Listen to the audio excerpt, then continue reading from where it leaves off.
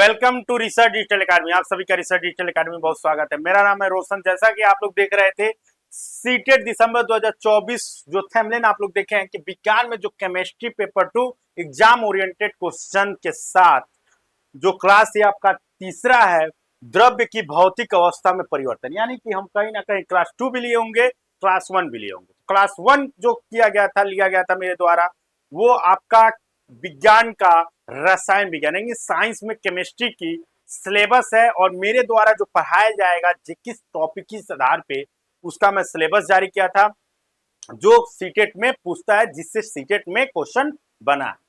तो पहला वीडियो आप लोग वहां से जाके देख सकते हैं। दूसरा वीडियो जो मैं पढ़ाया था उसका लिंक आपको इसी वीडियो के डिस्क्रिप्शन में मिलेगा तथा उसका पीडीएफ भी इसी वीडियो के डिस्क्रिप्शन में मिल जाएगा और इसका भी पीडीएफ इसी वीडियो के डिस्क्रिप्शन में आपको मिल जाएगा। जो दूसरा क्लास था वो एक सरसरी निगाहों से हम लोग देखते हैं। इसमें जो दूसरा क्लास था उसको हम लोग कैसे पढ़े थे उसके बारे में हम लोग देख सकते हैं। यहाँ दूसरा क्लास ये था। सबसे पहले हम लोग दूसरे क्लास में साइंस पढ़े थे। ये आपका दूसरे क्लास का थंबनेल था, द्रव्य और द्रव्य उनकी अवस्थाएं। तो इसमें सबसे पहले साइंस पढ़े थे। साइंस में 3 प्रकार से बांटा गया था, जिसमें प्राकृतिक विज्ञान में हम लोग भौतिक, रसायन और जीव विज्ञान में से हम लोग रसायन विज्ञान पढ़े। ठीक है, वो कहाँ से लिया था? तो कहाँ से लिया गया था? लैटिन शब्द से लिया गया था जिसका नाम था साइंटिया, जो ज्ञान और जिसका अर्थ होता है टू नो या नॉलेज। इसी के साथ साथ हम लोग रसायन विज्ञान का एक छोटा सा परिचय लिए थे। परिचय के साथ साथ हम लोग केमिस्ट्री शब्द की जो उत्पत्ति कैसे हुई थी उसके बारे में जाने थे। उसी के साथ साथ हम लोग जाने थे रसायन विज्ञान को कितने भागों में बांटा गया था, कार्बन और कार्बनिक और अकार्बनिक विश्लेषण, भौतिक, द्रव्य, रसायन। इसी के साथ साथ हम लोग द्रव्य और उसकी अवस्थाओं में द्रव्य के बारे में पढ़े थे, द्रव्य की विशेषताओं के बारे में पढ़े थे। इसी के साथ साथ उसकी कितनी अवस्थाएं होती हैं, 4 प्रकार की अवस्थाएं, और उन चारों के बारे में स्पेशली पढ़े थे। और एक पढ़ने के साथ साथ हम लोग शॉर्ट नोट्स यानी जो की पॉइंट होता है उसके बारे में इसके बारे में भी हम लोग नोट किए थे। द्रव्य की एक पॉइंट होती है, इसी के साथ साथ गैस की एक पॉइंट होती है। ठीक है, प्लाज्मा का जो की पॉइंट होता है वो लिखे थे। ये एक आपका दूसरा वीडियो था। अब हम लोग स्टार्ट कर रहे हैं तीसरा वीडियो, द्रव्य की भौतिक अवस्थाओं में परिवर्तन। इसी के साथ चौथा वीडियो जो आप लोग का रहेगा वो द्रव्य की भौतिक नहीं रसायन अवस्थाओं में परिवर्तन। ये भौतिक रसायन में अवस्थाओं में परिवर्तन जो होता है वो, तो भौतिक रस अवस्था में जो परिवर्तन होता है उसमें ताप, दाब तथा ऊर्जा आदि बाह्य बलों के कारण प्रभाव से द्रव्य की अवस्था में परिवर्तन होता है। द्रव्य की अवस्था परिवर्तन की 6 प्रक्रिया जो हम लोग निम्नलिखित तरीके से पढ़ेंगे। यानी कहने का मतलब यह है कि किसी भी पदार्थ में, जैसे ये आपका मोबाइल है, इसको अगर हम लोग इस पे तापमान, अगर नीचे से तापमान बढ़ाते जाएंगे तो कहीं ना कहीं इसका आकार और आकृति में परिवर्तन होगा और एक अवस्था से किसी दूसरे अवस्था में जाएगा, किसी दूसरे अवस्था में किसी तीसरे अवस्था में जाएगा, इसी तरह किसी तीसरे से चौथे में, ये इसकी अपनी अवस्थाओं को परिवर्तन करता रहेगा। इसी अवस्था को परिवर्तन क्यों होगा? क्योंकि इसमें हम लोग तापमान के थ्रू इसका अवस्था बदलेंगे। इसमें हम लोग बल के माध्यम से अवस्था बदल सकते हैं। अगर इसमें हम लोग प्रेशर इधर से बल लगाएं तो कहीं ना कहीं इसकी अवस्था बदलेगी। अगर इसमें हम लोग प्रेशर के साथ साथ इसमें ऊर्जा देते हैं, दाब देते हैं, बल देते हैं, तमाम चीजों से प्रभाव डालेगा और ये अपनी अवस्थाओं से किसी दूसरे अवस्थाओं में जाने का प्रयास करेगा। कैसे कैसे अवस्थाएं बदलती हैं वो 6 प्रक्रिया उसकी होती है। वो 6 प्रक्रियाओं में ये हम लोग 6 प्रकार से जानेंगे। 6 प्रकार से जानेंगे कि इसमें 6 प्रकार से क्या क्या परिवर्तन हो सकता है। 6 प्रकारों से जानेंगे कि क्या क्या परिवर्तन हो सकता है। ठीक है, चलिए तो स्टार्ट करते हैं। इसमें जो 6 प्रकार है, जो प्रक्रिया है, उसमें ये है, यहाँ पे आप लोग देख सकते हैं। जो पहला है कलन, दूसरा है वाष्पीकरण, तीसरा है संघनन, चौथा है आपका एक मिनट, चौथा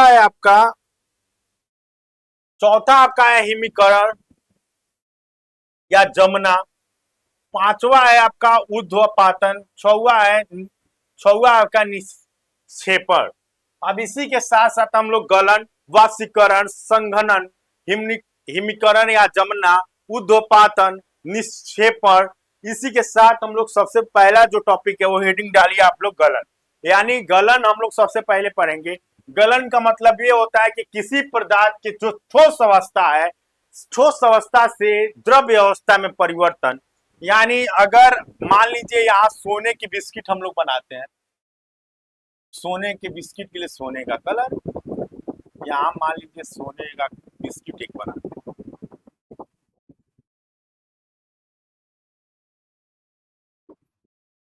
ये आपका सोने का बिस्किट बन गया। सोने के बिस्किट का नाम रख देते हैं आरडीए सोने। इस सोने के बिस्किट के ऊपर जो नाम है वो आरडीए लिख दिया गया, रिसर्च डिजिटल अकादमी। अब इसको हम लोग यहाँ से टेम्परेचर देते हैं। मान लीजिए टेम्परेचर दिया जाता है, हीट दिया जाए, हीट दिया जाए, यहाँ आग जला देते हैं।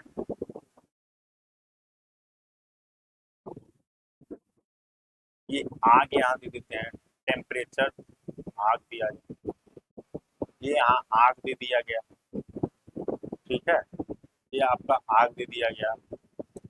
तो ये सोना जो है, जो आरडीए का सोना है, वो क्या करेगा, वो ठोस अवस्था से द्रव्य अवस्था में बदलेगा।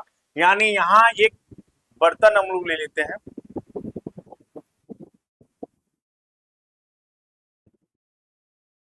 अब ये टेम्परेचर इस पे जाएगा और ये कहीं ना कहीं इसकी जो अवस्था है वो चेंज हो जाएगा।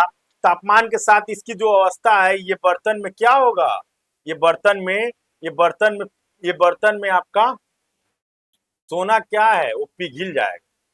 सोना ऐसे लिक्विड फॉर्म में आ जाएगा, ठीक है।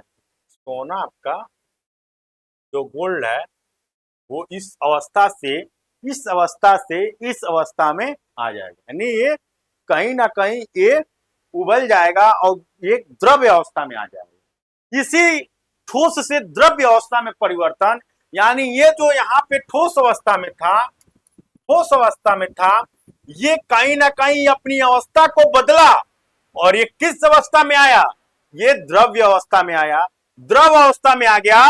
इसी अवस्था के परिवर्तन को हम लोग किस परिवर्तन, कैसे परिवर्तन किए, तो हम लोग गलन विधि से परिवर्तन किए। इसमें जो तापमान के थ्रू, इस पदार्थ में ताप के माध्यम से हम इसकी अवस्था को बदले।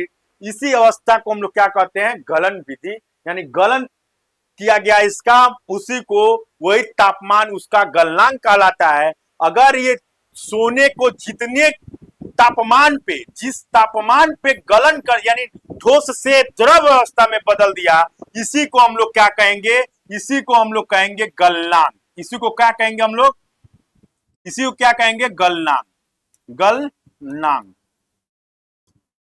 इसी को क्या कहेंगे, गलनांक। यानी इसकी जो एक ठोस से द्रव्य अवस्था में जो परिवर्तन किया गया था, उस तापमान को हम लोग गलनांक कहते हैं, ठीक है। यही गलनांक कहलाता है। इसी के साथ हम लोग आगे चलते हैं। अगला हम लोग का जो टॉपिक है वाष्पीकरण। वाष्पीकरण का मतलब ये हुआ कि किसी तत्व या पदार्थ का द्रव्य अवस्था से गैसीय अवस्था में परिवर्तन। कोई वस्तु को, अगर किसी पदार्थ को जिस तापमान पे उबलने लगता है, अगर कोई वस्तु जिस तापमान पे उबलने लगता है, अर्थात वो गैसीय अवस्था में परिवर्तन होने लगता है, वह आपका ताप का द्रव्य का क्वथनांक कहलाता है, जिसको हम उसमें गलनांक कहते हैं, इसमें क्वथनांक कहते हैं। अब यहाँ पे देखिए, यहाँ हम स्टेज बनाते हैं, कोई द्रव्य अवस्था को लेते हैं, जैसे कि हम दूध ले लेते हैं। यहाँ मैं एक, यहाँ मैं सबसे पहले यहाँ पे बनाता हूँ एक गैस चूल्हा।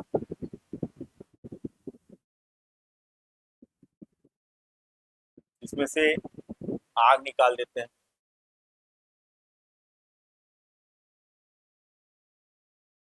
यहाँ पे मैं ले लेता हूँ एक बर्तन,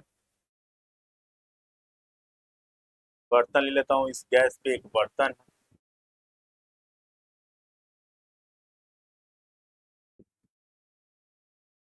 ठीक, ये बर्तन है, इसमें मैं दूध दूध ले लेता हूँ।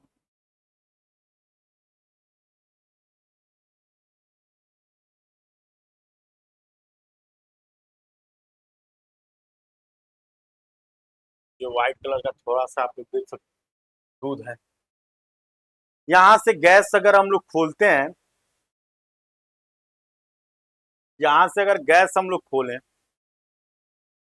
ठीक है, यहाँ से हाथों से गैस खोलते हैं तो ये आग यहाँ पे, ये आग यहाँ पे जाएगा, ठीक, आग जाएगा और टेम्परेचर जाएगा और ये द्रव अवस्था को गर्म करने का प्रयास करेगा। तो गर्म होगा यानी दूध से ये टेम्परेचर जो ताप अगर हम लोग देते हैं, ताप यहाँ पे देते हैं, ताप अगर दिया जाता है, तापमान दिया जाता है, तो इसकी जो अवस्था होगी, दूध की जो अवस्था होगी, यहाँ दूध है, दूध की जो अवस्था हो जाएगी वो ऐसे खौलने लगेगा। दूध क्या हो जाएगा? खौलने लगेगा। दूध आपका ये खौलने लगा, रेड कलर से कर देते हैं, रेड,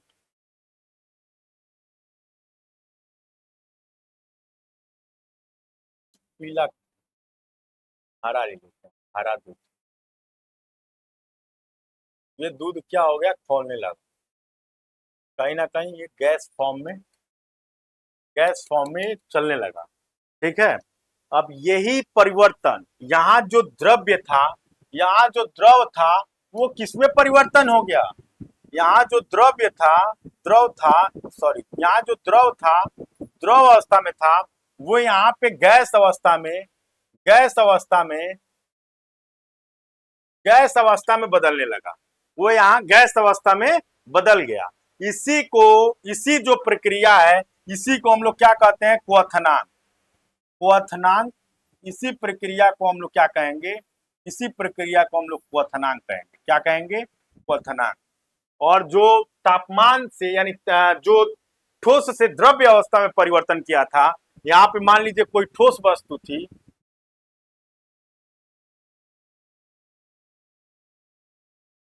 यहाँ पे जो ठोस वस्तु थी, ठोस वस्तु से अद्रव्य अवस्था में जो परिवर्तन हुआ था, उसको हम लोग क्या कहते थे? उसको क्या कहे थे? गलनांक।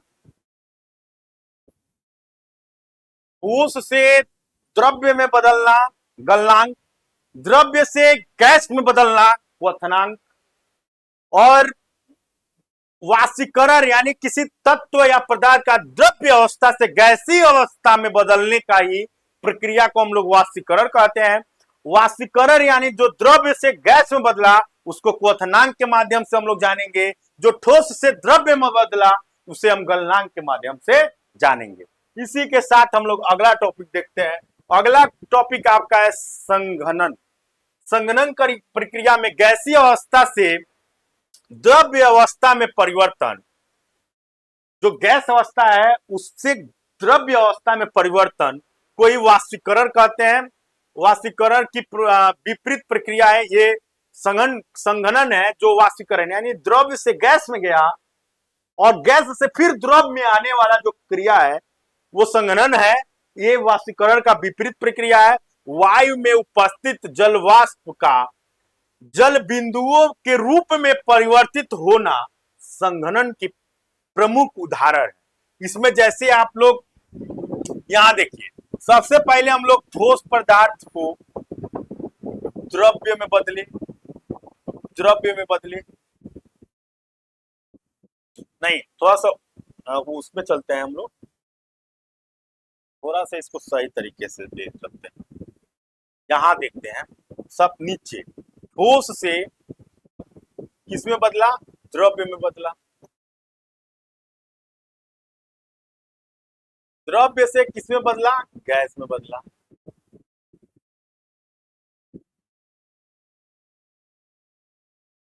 तो यहां देखिए, ये जल है, तो कटोरी में करके, ये ठोस अवस्था है। ठोस अवस्था से द्रव्य अवस्था में जाना, ठोस से द्रव्य में जाना, यानी ऐसे एरो लगाए, इसको क्या कहेंगे हम लोग? गलनांक। द्रव्य से गैस में जाना क्वथनांक।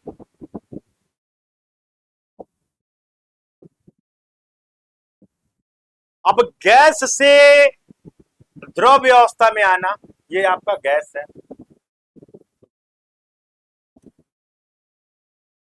क्वथनांक, ठीक है, क्वथनांक जिसको हम लोग वाष्पीकरण कहते हैं, वाष्पीकरण।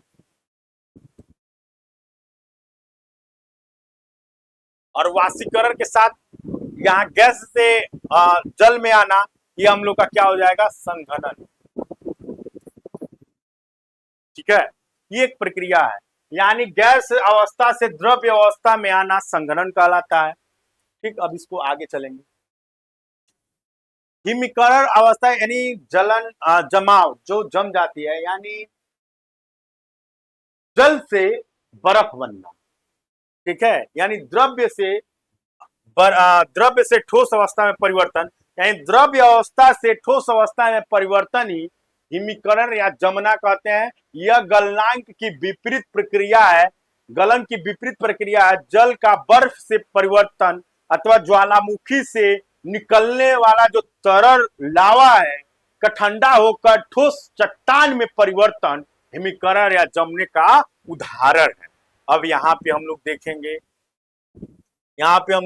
क्या, यहाँ पे ये देखते हैं आइसक्रीम।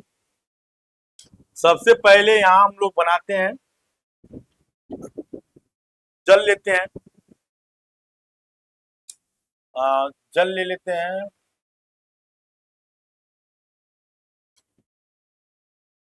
सबसे पहले जल ले लिए,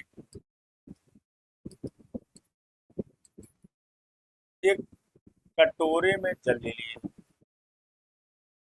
इसको परिवर्तन किए किसमें, एक बर्फ आइसक्रीम में हम परिवर्तन कर रहे हैं। आइसक्रीम बनाया जाए, वो भी कौन सा आइसक्रीम, चॉकलेट, चॉकलेट आइसक्रीम बनाया जाए।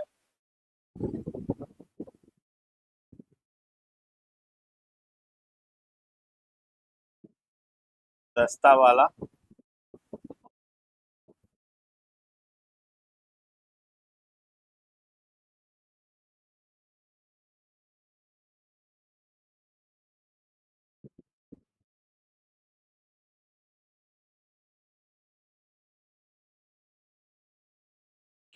अब ये मैं आइसक्रीम बना दिया, अब इसका आइसक्रीम का डंडा लगा दें,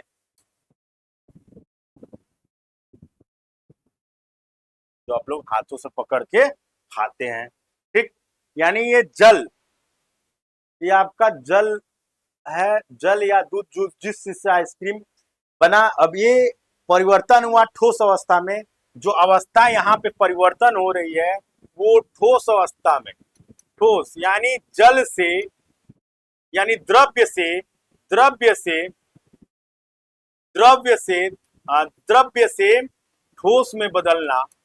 ये आइसक्रीम खा गया है, देखिए खाया हुआ है, दांत से कोई काट के खा गया इसको। ठीक है, तो इस आइस ठोस द्रव्य से ठोस अवस्था में परिवर्तन हुआ, इसी को हिमीकरण यानी जलन कहते हैं, जमना कहते हैं। जो जम गया है उसको ठोस अवस्था में, द्रव अवस्था से ठोस अवस्था में परिवर्तन होता है। अगर ज्वालामुखी भी निकलती है कहीं पे, ज्वालामुखी कहीं निकलता है तो वहां देखते हैं हम लोग, ऐसे ज्वालामुखी बहुत तेज उफान करती है। ठीक है, ज्वालामुखी जो बहुत तेज उफान करती है, वो जो किसी पृथ्वी के आंतरिक पाटों से निकलती है। ये आपका पृथ्वी हो गया, यहाँ के आंतरिक पाटों से ये ज्वालामुखी निकलती है, और निकलने के बाद ये छोटे छोटे लावों में बदल के निकलती है। और जब ये शांत होता है, ठंडा होता है, तो ये बहुत बड़ा एक चट्टान बना देता है और बहुत कठोर हो जाता है। ठीक है, बहुत बड़ा चट्टान बना देता है, बहुत ज्यादा कठोर हो जाता है। ठीक है, तो इसी चीज को हिमीकरण कहते हैं या जमना कहते हैं। आगे हम लोग देखेंगे ऊर्ध्वपातन। ऊर्ध्वपातन जो प्रक्रिया होती है, किसी पदार्थ या द्रव्य का ठोस अवस्था से सीधे ठोस अवस्था से द्रव्य अवस्था में परिवर्तन हुए बिना कैसी अवस्था में परिवर्तन हो जाए, उसी को ऊर्ध्वपातन प्रक्रिया कहते हैं। परिवर्तन हो जाना, ठोस कार्बन डाइऑक्साइड अथवा शुष्क बर्फ का आइस गैस में बदलना। ठीक है, ड्राई आइसक्रीम को गैस में बदल जाना, यूं कपूर का जलना ऊर्ध्वपातन प्रक्रिया। यहाँ जो हम लोग कपूर लेते हैं, मान लीजिए सपोज दैट ये कपूर है, कपूर को हम लोग येलो से दर्शाएंगे। यहाँ एक छोटा सा कपूर ले लेते हैं,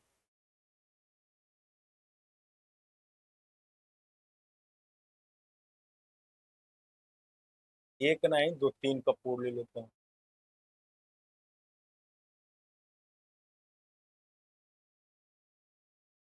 अब देखिए, ये जो आरती किया जाता है,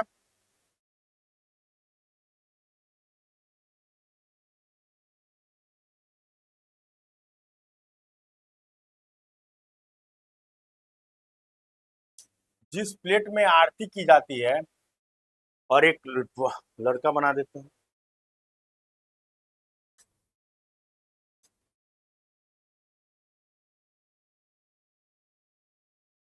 एक धंजू है।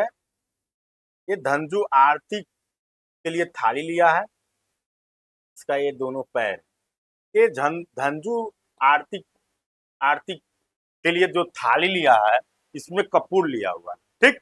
अब कपूर यानी कपूर क्या है, एक ठोस अवस्था में, यानी वो ठोस अवस्था में है, और ये ठोस अवस्था से सीधे, ठोस अवस्था से इसका सीधे गैस में परिवर्तन करना है। इसमें ये आग लगा देता है, ये आग लगा देता है, और सीधे ये किस फॉर्म में बदल जाता है, ये सीधे ठोस से सीधे गैस में परिवर्तन हो जाता है। इसका गैस में परिवर्तन, धंजू इसमें आग लगा के आरती दिखाया, कपूर गौरम करुणावतारम। तो अगर ये पूजा पाठ करने लगा तो ये ठोस अवस्था से ये गैस अवस्था में सीधे परिवर्तन होना ही क्या कहलाता है, वही कहलाता है आपका ऊर्ध्वपातन। ऊर्ध्वपातन प्रक्रिया क्या कहलाती है, किसी पदार्थ को हम लोग ठोस अवस्था से गैस अवस्था को स्किप कर देते हैं, द्रव अवस्था को स्किप करके सीधे गैस अवस्था में परिवर्तन कर देते हैं। यानी ठोस अवस्था से बीच में जो आपका द्रव अवस्था आता है, अगर बर्फ को पिघलाएंगे तो पहले ठोस अवस्था से बर्फ पिघल के जल बनेगा, यानी पानी लेगा, यानी द्रव बनेगा। द्रव से फिर गर्म करेंगे उसको तो वाष्प यानी गैस बनेगा। लेकिन कपूर ये धंजू कपूर पूजा किया और उसमें कपूर जलाया, तो कपूर क्या है, वो जलेगा तो द्रव्य अवस्था में न आके सीधा गैस अवस्था में परिवर्तन हो जाता है। यानी ठोस अवस्था से द्रव अवस्था को स्किप करके बिना द्रव्य हुए गैस अवस्था में जो परिवर्तन हो जाए, उसी को हम लोग ऊर्ध्वपातन कहते हैं। ऊर्ध्वपातन जो प्रक्रिया होती है, वो ठोस से सीधे गैस में परिवर्तन हो जाती है। इसी को हम लोग ऊर्ध्वपातन प्रक्रिया कहते हैं। इसी के साथ हम लोग लास्ट प्रकार जानेंगे, निक्षेपण प्रक्रिया।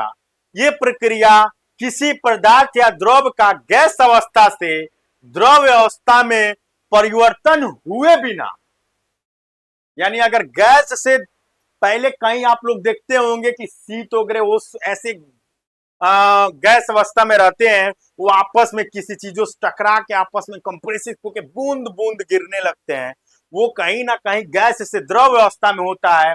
बट यहाँ पे गैस अवस्था से सीधे सीधे द्रव अवस्था में ना परिवर्तन होकर अचानक से ठोस अवस्था में परिवर्तन ही हम लोग का निक्षेपण कहलाता है।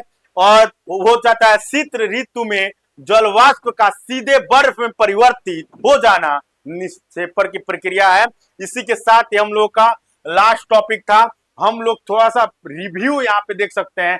गैस से ठोस से यहाँ पे देखेंगे हम लोग, ठोस से रेट ले लेते हैं। यहाँ पे देखिए, ठोस से द्रव बनना, ये गलन करेंगे, यानी ताप अगर इसमें देते हैं ठोस अवस्था में तो ये द्रव्य में बदलेगा। फिर द्रव्य बनने के बाद इसमें फिर थोड़ा सा ताप देंगे तो एक गैस में बदलेगा, जिसको हम लोग वाष्पीकरण कहते हैं। और डायरेक्ट ठोस से डायरेक्ट अगर हम लोग गैस में बदलते हैं तो उस प्रक्रिया को ऊर्ध्वपातन कहेंगे, जो अभी हम लोग कब पढ़े थे। और गैस से डायरेक्ट ठोस में परिवर्तन करेंगे, जिसको हम लोग निक्षेपण कहेंगे। और अगर ठोस से गैस से द्रव्य में आएंगे सीधे सीधे सीधे सीढ़ी से तो संघनन, फिर द्रव से ठोस में आएंगे तो उसको हम लोग हिमीकरण कहेंगे। ये हम लोग एक जो पढ़े थे उसका एक संबंध आपको बताया, ठोस से द्रव्य में बदलना गलन के माध्यम से, फिर वाष्पीकरण से वो गैस में जाएगा, डायरेक्ट अगर जाता है ठोस से गैस में ऊर्ध्वपातन, अगर गैस से डायरेक्ट आता है ठोस में तो निक्षेपण, गैस से धीरे से द्रव में आता है अपने पहले स्टेज से दूसरे में तो संघनन माध्यम से, और द्रव से आपका ठोस में परिवर्तन होता है तो हिमीकरण यानी जमने के माध्यम से द्रव से ठोस में परिवर्तन होगा। इसी के साथ साथ एक पूरे का रिव्यू हम लोग देखते हैं। तो सबसे सर्वोच्च ऊर्जा जो स्तर होती है वो प्लाज्मा में होती है। हम अभी तक यहाँ पढ़े थे जो प्लाज्मा हम दूसरे क्लास में आप लोग को बताए थे उसमें, तो यहाँ देखिए यहाँ तक तो आप लोग जान ही गए, लेकिन अगर गैस से अगर हम लोग प्लाज्मा में भेजते हैं तो आयनीकरण करके भेजेंगे, ऊर्जा का निवेश होगा तब जाके प्लाज्मा बनेगा। अगर बी आयनीकरण करेंगे यानी ऊर्जा मुक्त होगी, यहाँ ऊर्जा निवेश करेगी तब उसको आयनीकरण कहेंगे, और बी आयनीकरण अगर होगी यानी ऊर्जा मुक्त हो गया यानी एनर्जी आउट होगा, यहाँ एनर्जी इनपुट होगा तो आयनीकरण, अगर बी आयनीकरण होगा तो वहां पे एनर्जी आउट होगा यानी ऊर्जा मुक्त होगा तो वो प्लाज्मा, यानी प्लाज्मा जो होता है वो सर्वोच्च ऊर्जा स्तर होती है, और जो ठोस होता है वो निम्नोत्तर ऊर्जा स्तर होती है। सीटेट में आप लोग का जो क्वेश्चन पूछता है वो ये पूछता है कि सबसे सर्वोच्च ऊर्जा स्तर क्या होती है और निम्नोत्तर ऊर्जा स्तर क्या होती है, तो ठोस बताएंगे, और सर्वोच्च ऊर्जा स्तर पे आप लोग प्लाज्मा बताएंगे, निम्नोत्तर में ठोस बताएंगे। वाष्पीकरण क्या होती है, ऊर्ध्वपातन क्या होती है, संघनन क्या होती है, जमना क्या होता है, गैसीय से सीधे सीधे ठोस में परिवर्तन क्या होता है, ठोस से सीधा गैस में परिवर्तन होता है उसको क्या कहते हैं, यही सारी चीजें सीटेट आप लोगों को इस चैप्टर के माध्यम से पूछता है। बहुत ही इंपॉर्टेंट टॉपिक था। इसी के साथ हम लोग चौथे क्लास में पढ़ेंगे द्रव्य का रासायनिक परिवर्तन। ये जो तीसरा क्लास था वो द्रव्य का भौतिक परिवर्तन था जो आप लोग अभी तक पढ़ रहे थे। इसी के साथ हम लोग चौथे क्लास में पढ़ेंगे द्रव्य का रासायनिक परिवर्तन। मिलते हैं आप लोग को नेक्स्ट वीडियो में, तब तक के लिए जय हिंद जय भारत।